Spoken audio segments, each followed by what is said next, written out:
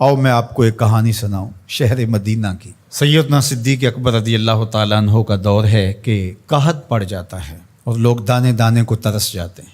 आपने ऐलान किया कि शाम तक मसला हल हो जाएगा। क्यों कि हज़रत उस्मान गनी रज़ी अल्लाह ताला अन्हु का तिजारती काफ़िला वापस आ रहा था मदीने में। 1000 ऊँट गले से भरे हुए शहर मदीना में पहुँचे। ताजर पहुँचे और उन्होंने कीमत लगाई कि जो चीज़ 10 रुपये की आप ख़रीद के लाए हैं हम 12 रुपये में ख़रीदने के लिए तैयार हैं। हज़रत उस्मान गनी ने कहा कि मुझे ज़्यादा नफ़ा चाहिए, मौका है, नफ़ा ज़्यादा से ज़्यादा कमाएं। हज़रत उस्मान गनी बहुत कामयाब ताजर थे, तिजारत के उसलूब को समझते थे। कहा मुझे ज़्यादा नफ़ा चाहिए। उन्होंने कहा कि 10 रुपये पे 3 रुपये ले लें। आपने कहा मुझे इससे भी ज़्यादा चाहिए। हत्ता कि उन्होंने 10 रुपये के माल पर 15 रुपये ऑफ़र कर दी। आपने फरमाया कि एक ख़रीदार ऐसा है जो 10 गुना दे रहा है, मैं तो उसे बेचूंगा। उन्होंने कहा कि वो ख़रीदार कौन है जो 10 गुना दे रहा है, 10 रुपये की चीज़ 100 रुपये में ख़रीद रहा है तुमसे। तो हज़रत उस्मान गनी ने अपने गले के इंचार्ज से कहा कि ये सारा गला मदीने के गरीबों में बांट दो, मेरा रब मुझे 10 गुना इसका अजर देगा। ये है सौदा, ये मौका आया है कि ऐसा सौदा किया जाए। तो मुश्किल की घड़ियों में ये सोचें कि आज वो अपने बच्चों को लेकर के सड़क के किनारे बैठे हैं। 5-5, 6-6 करोड़ के बंगलों में रहने वालों, उनकी आरज़ू क्या है? एक खैमा कहीं से मिल जाए और उसको तान करके बैठ जाए, बीवी बच्चों के लिए पर्दा भी हो जाए और जुलसा देने वाली धूप से भी बच जाए। ये उनकी आरज़ू है, ये तमन्ना है। और हम उस खैमे को 2 गुना 3 गुना महंगा करने जा रहे हैं।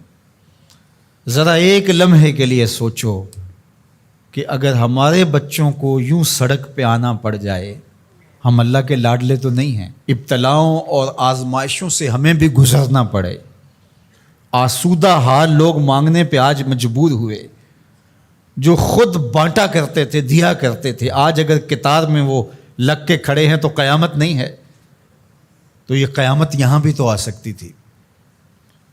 तो आज 2 गुना 4 गुना करने वाले ज़रा एक लम्हे के लिए सोचें कि उनको अगर यूं खड़ा होना पड़ जाए धूप में, जुलसा देने वाली धूप में, अपने बच्चों को लेकर, अपनी बीवी को लेकर, अपनी शहजादियों को लेकर के, तो बताओ क्या मिजाज होगा।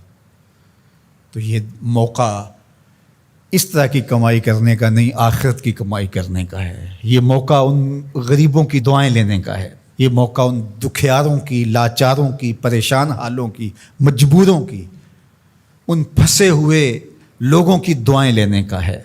दूसरी मेरी गुजारिश उन लोगों से है जो बेचारे सैलाब में फंस गए और अल्लाह ताला जल्ला शानहू ने उनको मौत के मुंह से निकाल करके ज़िंदगी नसीब फरमाई। अगर उनको ज़रूरी अशियाए खुर्दनी मिल जाती हैं और एक खैमा ज़रूरत का मिल जाता है तो वो इस पे इक्तफ़ा करें और जो यहाँ से जाने वाली मदद के लिए टीमें हैं उनका साथ दें और आगे उनको उन इलाकों में ले कर के जाएँ जहाँ अभी मदद नहीं पहुँची और लोगों की शदीद ज़रूरत है।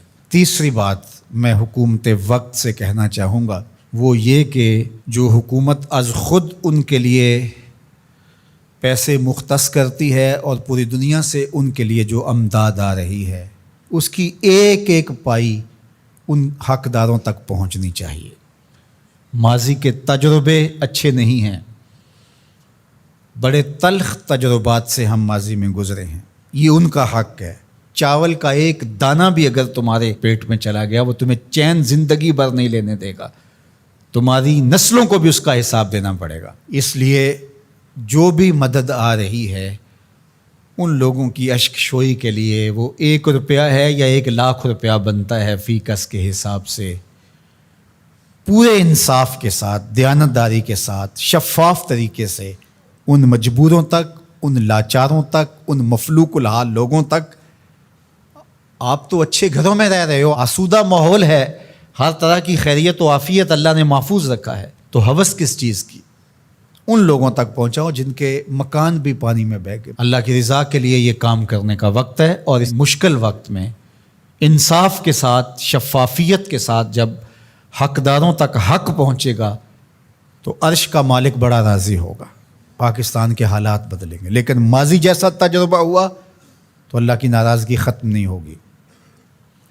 تو یہ میں گزارش کروں گا کہ شفاف طریقے سے آیان سلطنت کی ذمہ داری ہے اس آنے والی امداد کو ان تک پہنچائیں۔